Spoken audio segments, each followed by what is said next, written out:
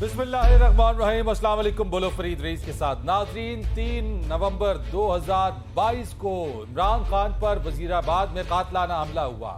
गोलियां उनकी टांग पर लगी, हमलावर पकड़ा गया, इमरान खान जख्मी होकर गिरे। लेकिन आज 43 दिन बाद वो उठकर खड़े हो गए हैं, अपने पांव पर खड़े हो चुके हैं। ये जो टीवी स्क्रीन पर आप तस्वीर देख रहे हैं, इस वक्त आपके सामने ये तस्वीर आएगी जिसमें इमरान खान आज अपने पांव पर उठकर खड़े हैं। 43 दिन गुजर गए हैं, उनकी मर्जी के मुताबिक मुकदमा दर्ज ना हो सका।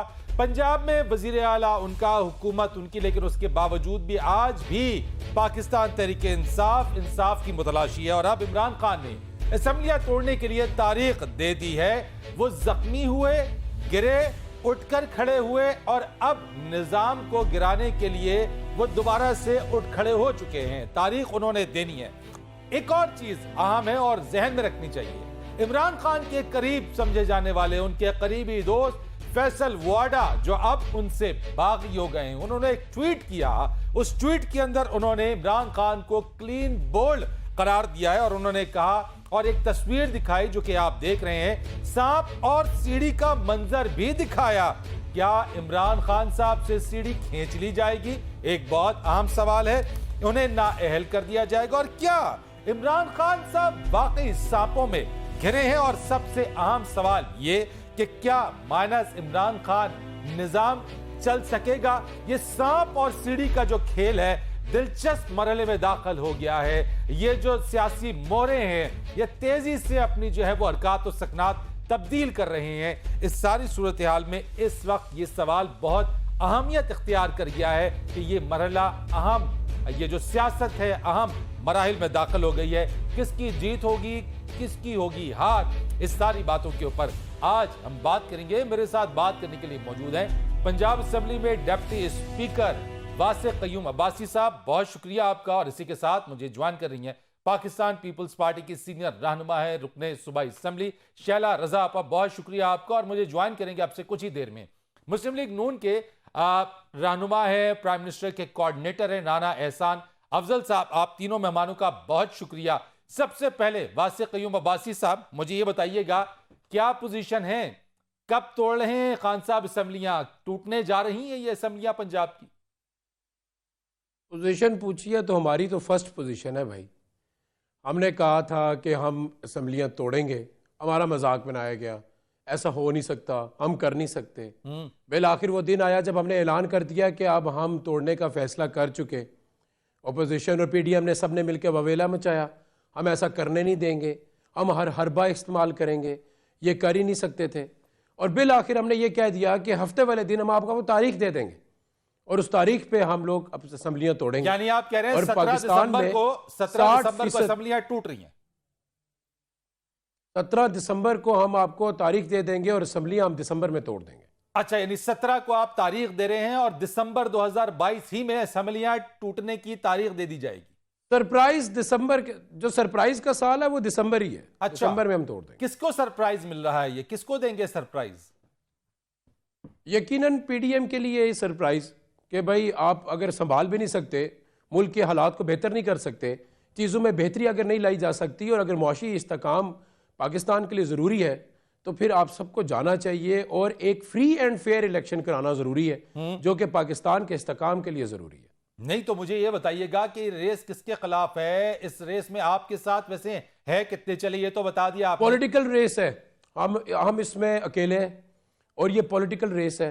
इस रेस अकेले कैसे? रेस में अकेले भागेंगे तो आखिर भी लास्ट भी है तब भी फर्स्ट ही कहलाएंगे। नहीं, मैं ये कह रहा हूं कि इस पॉलिटिकल रेस में हमारा साथी कोई नहीं है। हमारा साथी, हम तो तवक्कल तो अल्लाह बस हम चल रहे हैं और उसके ऊपर चल रहे हैं और हमारा स्लोगन भी यही है। इसलिए जो हमारे मुखालिफ है उन सब का वो सब मिलके भाग रहे हैं। वो कह रहे हैं हम में से कोई एक जीत जाए, लेकिन हम अकेले और हम खुद ही जीतेंगे। तो वासिक क्योंकि साहब, आवाम की आप बड़ी ताकत का अहम फैसला पोजीशन के ऊपर इलेक्शन है, कराएगा। आप बड़ी अहम पोजीशन के ऊपर है, डिप्टी स्पीकर है, पंजाब असेंबली के अंदर है, आप अहम मीटिंग्स में, आज भी आपसे कुछ देर पहले आपकी मुलाकात हुई है। मुझे बताएं हतमी फैसला क्या आया है? खान साहब का हतमी फैसला क्या है? क्या कर रहे हैं वो?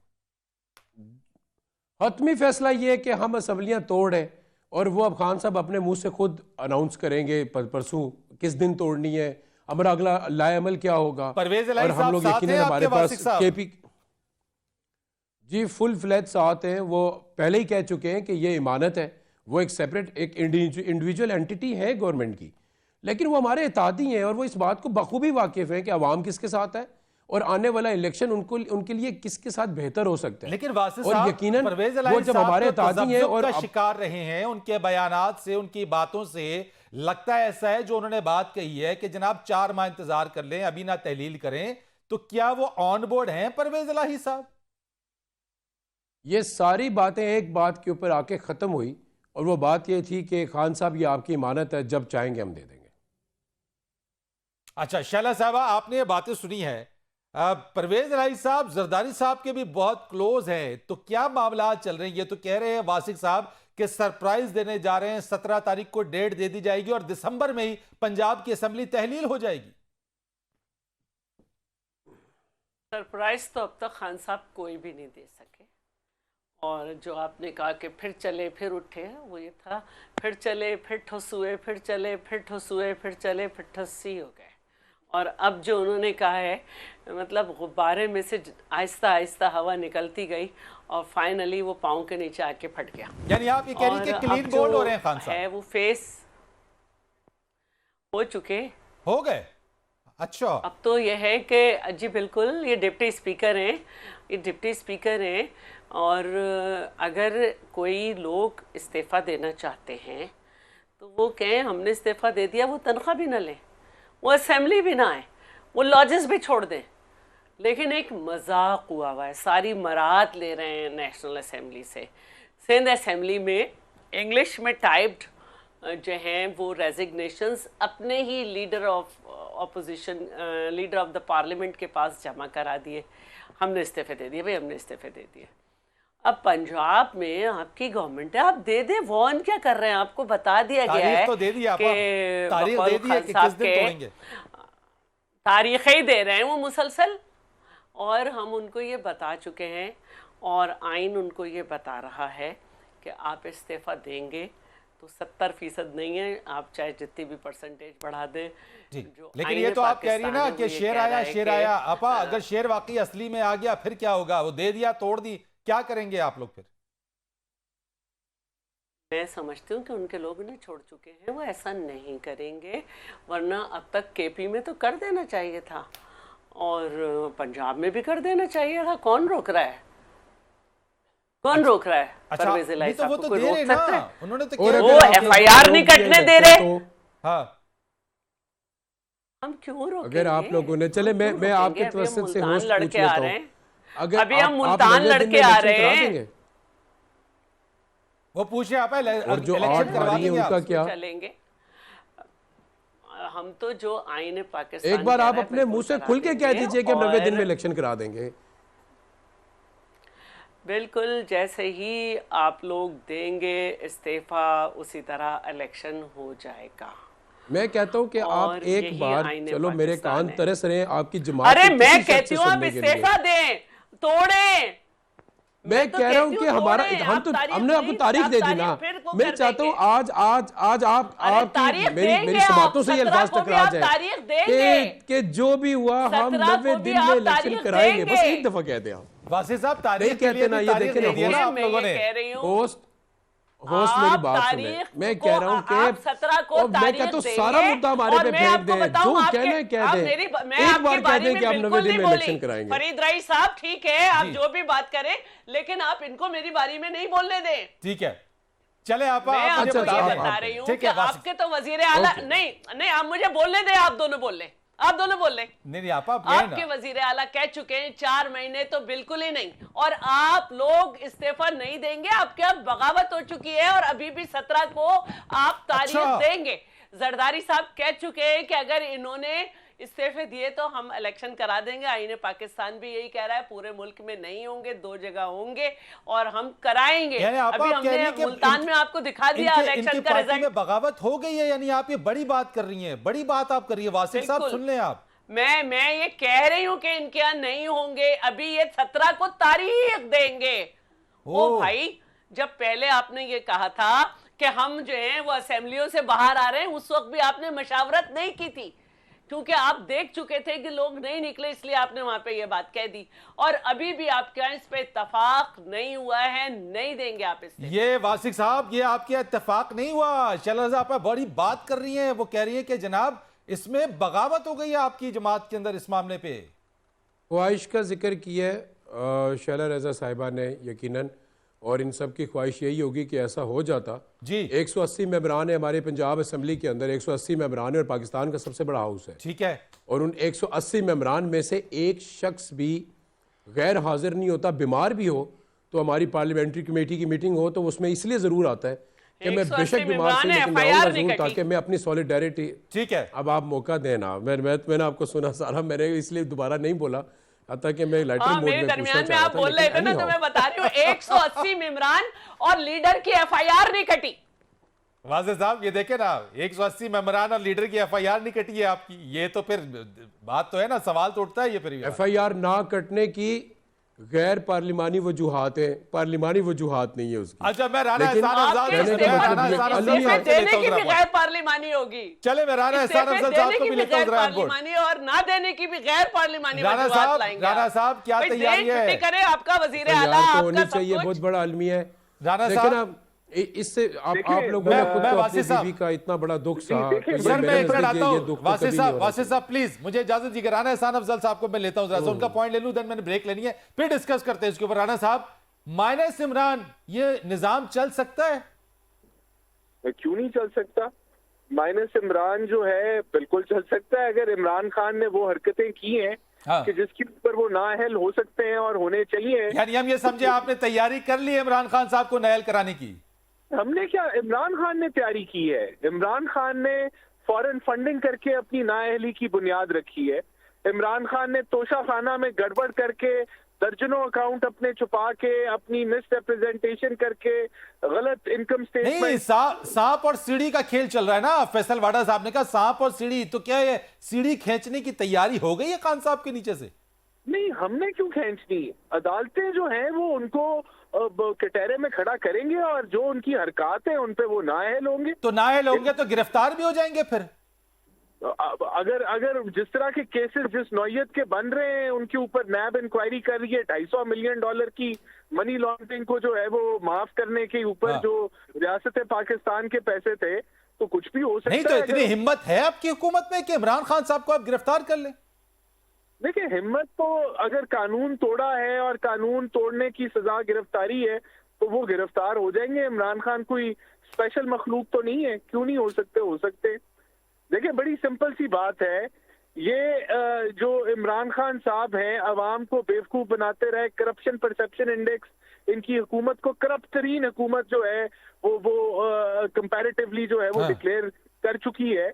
तो जो इनके मामलात थे वो खराब थे। अब जिस तरह अगर वो उसके अंदर पाए जाते हैं, हमने हीरोइन चले मैंने ऐसी बात के ऊपर करते हैं हम बात जरा सा, क्योंकि एक मैंने ब्रेक लेनी है, ब्रेक के बाद आते हैं बात करते हैं जरा सा, क्योंकि इमरान खान साहब के निशाने पर इस वक्त जनरल बाजवा साहब हैं और वो उन्होंने NRO-2 किसको दिया, ये बात करेंगे एक कमर्शियल ब्रेक के बाद।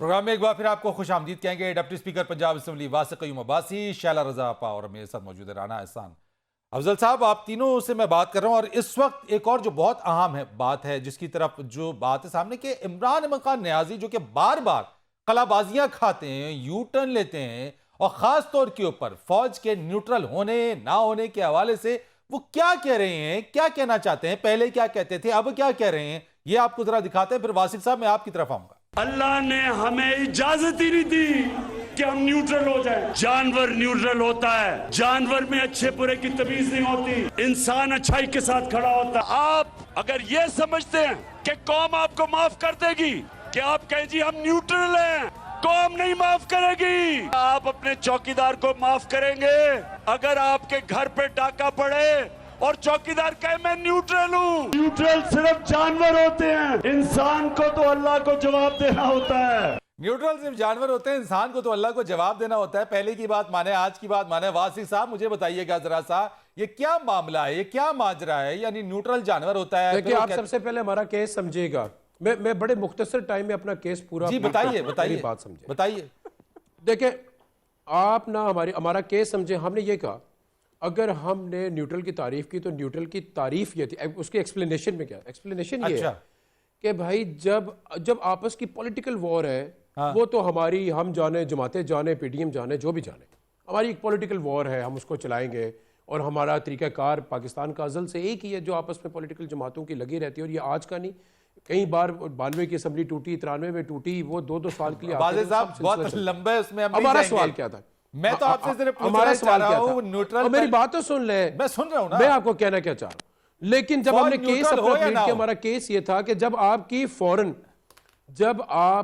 फौरन इंटरवेंशन हो जाए और आपके सियासी मामलात के अंदर हद से ज्यादा मुदाखलत हो जाए, तो फिर कैसे आप पाकिस्तान के इदारों को और इतने अहम इदारों को कैसे आप कह सकते हैं? मेरा सवाल सिर्फ एक है, मेरा सवाल बड़ा सादा सा है। मैं देखे वाजिद साहब, बड़ा सादा सा है, फौज न्यूट्रल हो या ना हो? आपका क्या सवाल है जी? चलें, मेरा सवाल ये, फौज न्यूट्रल हो या ना हो, ये कलाबाजियां जो बार बार ले रहे हैं। कल खान साहब ने क्या कलाबाजी मारी, मैं दोबारा दिखाता हूं। जनाब प्रोड्यूसर साहब दिखाइएगा जरा। तासुर दिया जा रहा है, हम चाहते हैं कि मुल्क की स्टैब्लिशमेंट हमारी मदद करे। मैं बिल्कुल किसी से कोई मदद नहीं मांग रहा।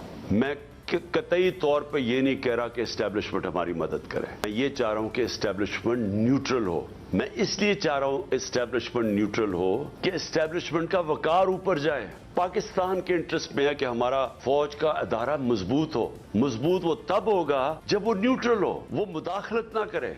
वाज़े साहब सुन लिया आपने, मैं आपकी तरफ आता हूं। लेकिन शैला साहब, अब आप बहुत मुस्कुरा रही थी। दोनों बातें जिस कंटेस्ट में की गई, आप समझे मेरी बात। अच्छा, मैं आपकी तरफ आता हूं। मैं शैला आपस से जरा कमेंट ले लूं, क्योंकि आप मुस्कुरा बहुत रही थी। मुझे बताइए आप क्यों मुस्कुरा रही हैं? आप ये कलाबाजी मारी है, चीजें कोई बात नहीं, सियासत में न्यूट्रल जो लेकर कहा कि इमरान अहमद कलाबाजी न्यूट्रल साथ है, इसलिए यहाँ से नहीं।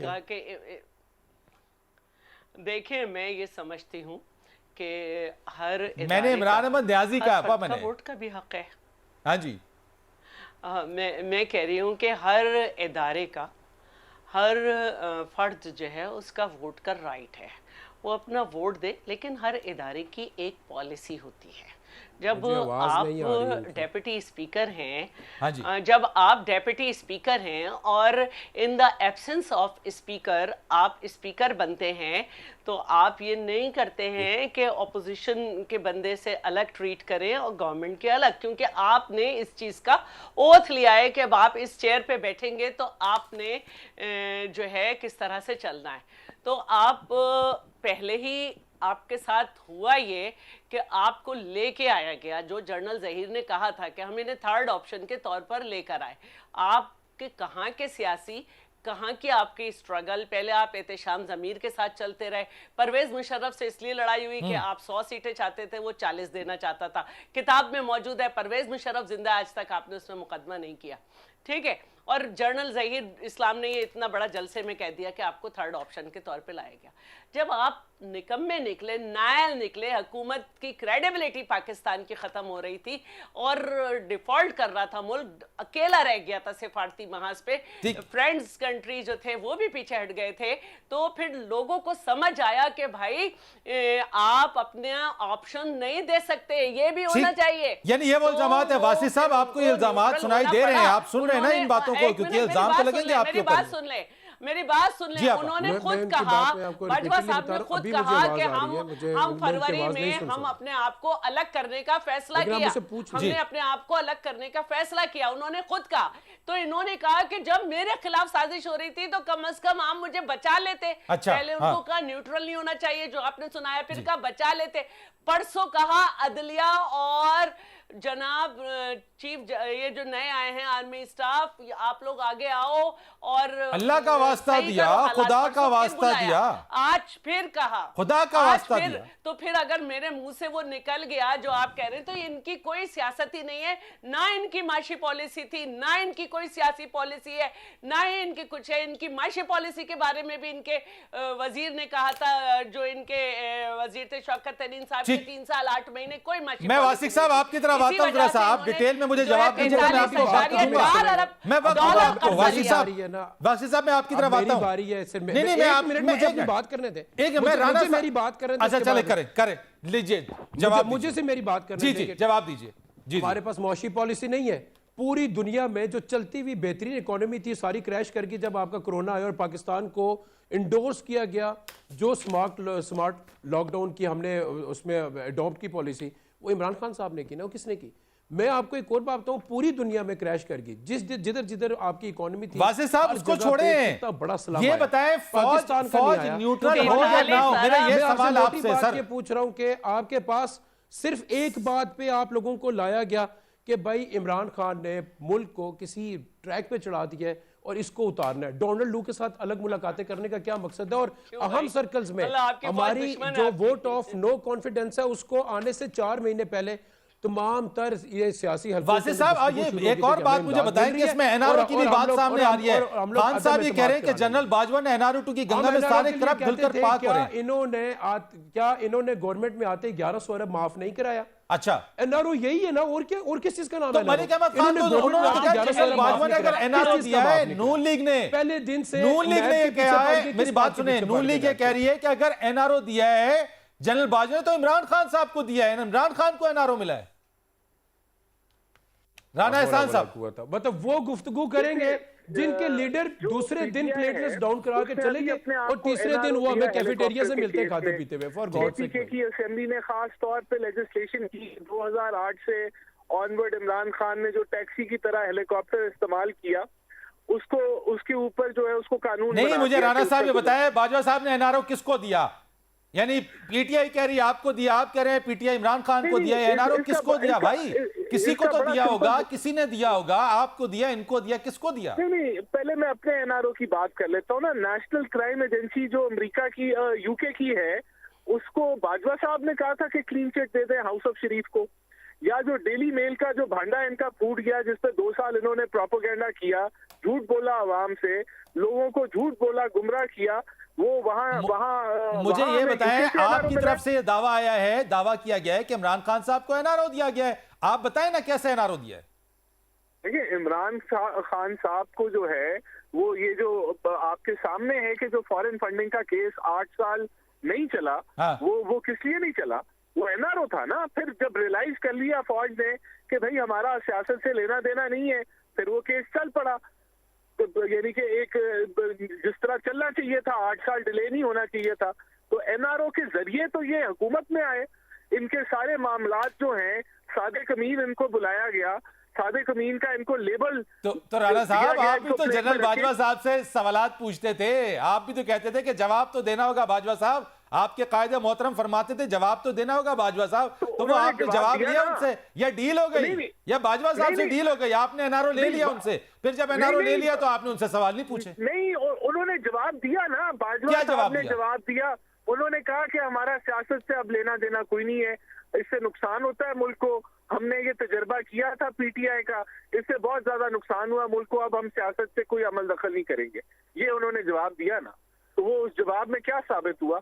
उसमें साबित हुआ कि 11 साल की मंसूबाबंदी करके इस जमात को जो है वो उंगली पकड़ के इक्तदार दिया गया। इसने मुल्क का बेड़ा गर्क कर दिया। जब बेड़ा गर्क कर दिया तो फौज ने कहा भाई ये हमारे से गलती हो गई, अब हम सियासत में कोई लेना देना हमारा नहीं है, हम कोई हावी नहीं होंगे फैसलों पे, साकिब निसार का एजेंडा गलत था। ये साबित हुआ है ना। वासी साहब आपको बाजवा साहब कह रहे हैं बाजवा साहब ने उंगली पकड़ के चलाया आपको, और आज आप इल्जाम लगा रहे हैं जी। और फौज से गलती होगी और उन्हें पीटीआई को उनको निकाल दिया, और बिल आखिर उन्हें ब्लंडर करने के लिए 13 जमातों के गुब्बारे को लाके रखा कि भाई तुम आके हुकूमत और मैशत संभालो। और जब उनको संभालने के लिए किया गया तो उन्होंने 1100 अरब अपना माफ करवा लिया। हाँ। फिर उन्हें क्या किया? फिर उन्हें ये किया कि उनकी अपनी जमात के अंदर सबसे बड़ा इख्तिलाफ किस बात का है कि शाहिद खाकान एंड साद रफीक और ये सारा ग्रुप इस बात का हामी रहा कि हमें गवर्नमेंट तोड़ देनी चाहिए। ना इनसे हड्डी निगली जा रही है, ना उगली जा रही है।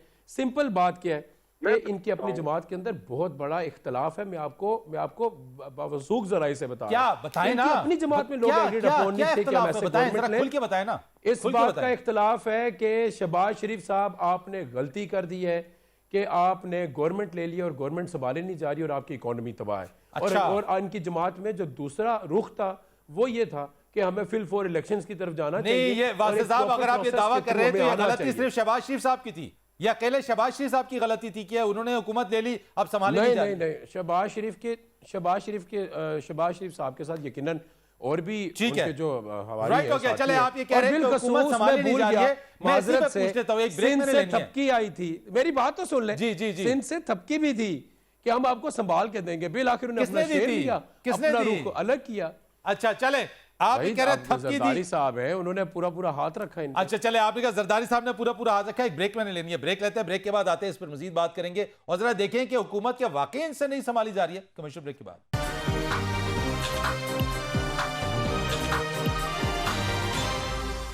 प्रोग्राम में एक बार फिर आपको खुश आमदीद कहते हैं। ब्रेक पर जाने से पहले वासिफ साहब ये फरमा रहे थे कि जनाब ये पीडीएम के अंदर खुद दराड़ है, एतराफ पे गलती है कि जनाब हुकूमत क्यों ले ली और थपकी दी थी जरदारी साहब ने। चलापा, इससे पहले कि मैं आपकी तरफ आऊं, मैं जरा एक वीडियो दिखाना चाहता हूं खुर्रम दस्तगीर साहब की, तसल्ली में काफ़ी ज़्यादा, और क्या कह रहे हैं वो जरा आपको भी दिखाते हैं, उसके बाद मैं आपकी तरफ आता हूं, क्योंकि ये तो कह रहे हैं कि आप लोग हुकूमत संभाल नहीं पा रहे हैं इस वक्त। बरतानिया जाके खुर्रम दस्तगीर साहब को तसल्ली हुई है, जहां पे वो कह रहे हैं कि बिजली और गैस की कीमतें पाकिस्तान से भी ज्यादा बढ़ गई, लेकिन अब से 8 माह पहले खुर्रम दस्तगीर साहब यही रसीदा दिखा के दिखाते थे जनाब कि कितनी महंगाई हो गई है। साथ ही साथ जनाब इस वक्त अगर हम बात करें पंजाब के अंदर आटे की किल्लत है, और ये वो रसीदें हैं जो खुर्रम दस्तगीर साहब दिखाते थे अब से 8 माह पहले कि पाकिस्तान में कितनी महंगाई हो गई है। कम से कम बरतानिया जाके तसल्ली हो गई होगी। इस वक्त जो आटे की किल्लत है, प्राइम मिनिस्टर साहब भी कहते थे जनाब में कपड़े बेच के भी जो है वो आटा उन्होंने देना था, आज आटे की किल्लत है। इसहाक डार साहब कह रहे हैं जनाब कि मुल्क में डॉलर्स की जो स्मगलर्स हैं उनका राज है। ख्वाजा साद रफीक कहते हैं कि इदारों की जो मुलाजमीन है उनको तनख्वाहें देने की पैसे नहीं है। तो आपा अगर हुकूमत में आने के बाद ये मामलात हैं तो क्या वाकई जो वासिक साहब कह रहे हैं ये बात दुरुस्त है कि हुकूमत लेके गलती की? अच्छा, पहले तो मैं इनको एक बात बता दूं, और इनको बिल्कुल सीधा समझ लेना चाहिए, और आप मुझे प्लीज इसमें टोकेंगे नहीं टोकूंगा। आप बताइए। अगस्त 2018 से दिसंबर 2021 तक गैर मुल्की कर्जा जो है वो 43 अरब 4 करोड़ डॉलर, ठीक है। और मैं बता दूं 3 अरब 50 करोड़ डॉलर 7% सूद पे, 14 अरब 53 करोड़ डॉलर कर्जा 3% सूद पे हासिल किया गया, ठीक है। और इसके साथ साथ मैं इनको ये भी बता दूं कि 2% सूद, दो तरफा 3 अरब 22 करोड़ डॉलर का कर्जा लिया, जबकि बॉन्ड्स की मद में 3 अरब 50 करोड़ डॉलर 7% पे लिया। और इसके अलावा कमर्शियल बैंक के जरिए 14 अरब 53 करोड़ डॉलर का कर्जा लिया, जिसपे शरह सूद 3% थी। 14 अरब 45 करोड़ डॉलर की मद में 1% शरह सूद के हिसाब से कर्जा लिया। सेफ डिपॉजिट की मद में 1 अरब डॉलर का कर्जा 1% सूद पे लिया गया। इस तरह टाइम डिपॉजिट की मद में 3 अरब डॉलर का कर्जा 4% पे, जबकि 3 अरब 33 करोड़ का कर्जा 2.5% सूद पर लिया गया। ठीक है। ये है इनकी टोटल माशी पॉलिसी 3 साल 8 महीने की, और ये इसकी बराबर है सिर्फ रकम ये 43.4 अरब तो डॉलर आपने हुकूमत फिर ली क्यों? 10 यानी साल कोई में प्लान इससे था? कम लिया। तो अगर ना तो डॉलर तो आज भी नहीं है। आज तो डार साहब कह रहे हैं स्मगल हो रहे हैं डॉलर। देखें, जो हमने जिस मईशत को हैंडल किया, जो हमने बिजली के रेट महंगे किए, पेट्रोल महंगा किया, हाँ। ये हमने खुशी से तो नहीं किया, ना हमें इसका फायदा हुआ। इसका फायदा अगर हुआ तो मुल्क को हुआ कि ना मुल्क कोई जो है वायदा नया के किया। फर्ज से बच गया। लेकिन ये बता तो देना आज हालत ये है कि डॉलर के 3 रेट चल रहे हैं, डॉलर मिल नहीं रहा, ढूंढे से नहीं मिल रहा है। नहीं, आपकी इसलिए नहीं मिल रहा। वजारत खारजा के पास तनख्वाहें देने को, आपके मिशन और एम्बेसीज को पैसे देने के पैसे नहीं है आपके पास। साद रफीक कह रहे हैं अपने इदारे के लोगों को पैसे देने के लिए हमारे पास फंड नहीं है। वजीर आजम साहब कह रहे हैं पैसे कहां से लाऊं। तो ये तो वो ऐसी चीज है जिसमें लगे ऐसा रहा है कि प्लान तो कोई था ही नहीं। प्लान था, प्लान है, और अभी इम्प्लीमेंट भी हो रहा है। हमने करंट अकाउंट डेफिसिट को तकरीबन 50% रिड्यूस किया है पिछले साल। नहीं, प्लान आपका क्या था? मिफ्ता साहब की जगह डार साहब को ले आना? नहीं, प्लान ये था कि हमने मुल्क की इकोनॉमी को नहीं, स्टेबलाइज मिफ्ता करना साहब ने है। रिव्यू कराया IMF के माहिदे को। देखिए, हमने IMF का माहिदा शर्तें कंटिन्यू उसकी किया। नरम कराई हम हैं। अभी हम 9th रिव्यू मुकम्मल कराएंगे। हाँ। जो मुल्क की जरूरत है, दुनिया में एक बहरान है, एक रिसेशन है जिसके असरात पाकिस्तान में भी हैं। हम उसको हैंडल कर रहे हैं, मैनेज कर रहे हैं। ये लोग जो थे इस वक्त और आगे आने वाले भाई- दिनों में, मैं फरीद साहब अगर आपको बताऊं क्या जरूरत किस चीज की है, पूरी IMF के दुनिया प्लान में को इस वक्त implement- पेट्रोल की कीमत कम है। राणा साहब, आप एग्री करेंगे इस बात से? हाँ, नहीं, पेट्रोल की हमारे यहाँ कीमत भी कम बिल्कुल होने कम जा है। रही है, हमारे यहाँ भी पाकिस्तान- कम होने जा रही है। अच्छा, होने जा रही है। आप ये चैनल बड़ी बड़ी खुशखबरी आप सुना रही जी है इस हाँ, समय। बिल्कुल, ये आगे समरी भेज दी गई है। और इनको ये भी बता दें कि 55 अरब डॉलर एशियाई तरक्की बैंक ने मंजूर कर लिए हैं। और इनको ये भी बता दें कि मंजूर किया गया है कि ये सिंध हुकूमत का फॉल्ट नहीं था, चले। ये जो है क्लाइमेट चेंज थी। और पूरी दुनिया में क्लाइमेट फंड जो है वो कायम किया गया है। ये रोते रहेंगे, हम आगे बढ़ेंगे। चले, ठीक हो गया। आप कह रही है पेट्रोल की कीमत कम होने जा रही है, लेकिन साथ साथ मायदे को रिव्यू किया है। महंगाई मुआहिदा 9th रिव्यू। बिल्कुल वासिक साहब, ये वो सारी सिचुएशन बिल्कुल है है, आपके सामने है। आप अगर मुझे मुझे रिस्पॉन्ड मौका कीजिए सर। दें, अब मेरे पास भी अपना पूरा वक्त होना चाहिए। जी जी, बोले। मैंने निजाम आराम से से आप दोनों बाहर को निकलते हैं कि जितने निजाम बच ममालिक जाएगा। ने IMF के प्रोग्राम से जितने भी ममालिक हैं जिन्होंने IMF के प्रोग्राम से इस्तिफादा हासिल किया और अपनी स्टेट की स्टेबिलिटी के लिए लिए थे, मैं शायद मेरे पास इतना इल्म नहीं है, मुझे ये दोनों हजरात बता देना कि उनमें से कितने ममालिक हैं जो डिफॉल्ट कर गए और कितने ममालिक ऐसे हैं जिन्होंने लेकिन ग्रो वासिक कर साहब, एक बात बता दें मुझे बड़े 80% कैटेगोरिकली। ममालिक वो हैं जो आप निजाम से निकलेंगे तो फायदा होगा या नुकसान होगा मुल्क का? आप मेरी बात तो सुन लेना, आपने बिल्कुल ही कश्ती का रुख एकदम मोड़ दिया, हवा के साथ चलने सर, दें। आखिरी सुनने मिनट है, में। वक्त भी कम है ना, उसमें मैं ये रिस्पॉन्ड कह रहा हूँ आज सुन, अब आखिरी मिनट ये है कि गवर्नमेंट से भी इन्होंने इसलिए ली थी कि इन्हें इस बात का खदशा था कि इमरान खान एनआरओ नहीं देगा, और इमरान खान ने हमें जितने पैसे किए, जितने ये उगले, ये गुलवाएगा वापस। ये मुझे बता दें 30 सेकंड में असेंबलियां तोड़ने से मईशत बेहतर होगी वासिक साहब। हम संभाल लेंगे। असेंबलियां नहीं, तोड़ने से मईशत बेहतर लेकिन होगी, ये गवर्नमेंट बताइए। से, लेकिन अर्ली इलेक्शन कराने से गवर्नमेंट की लेजिटिमेसी होगी जिसके ऊपर लोग, अब आपको फौरन से पैसा है, FDI इंक्रीज हो सकती है, इंडस्ट्री की पॉलिसी आ सकती है, इन्वेस्टमेंट आ सकती है। इसके अलावा क्या है? आप प्लान है आपके कैसे पास? अपने मुल्क में पैसा प्लान है या आपके मांग पास? के लेके आना है आपके या अपनी पास प्लान ग्रोथ को है? आपने बढ़ाना है? आपके पास प्लान है? हमारे पास तो पहले भी प्लान था। ठीक है, हमारे पास प्लान था और हम बिल्कुल ठीक जा रहे हैं। बहुत शुक्रिया राना एहसान अफजल। फरीद रीस को इजाजत दीजिएगा।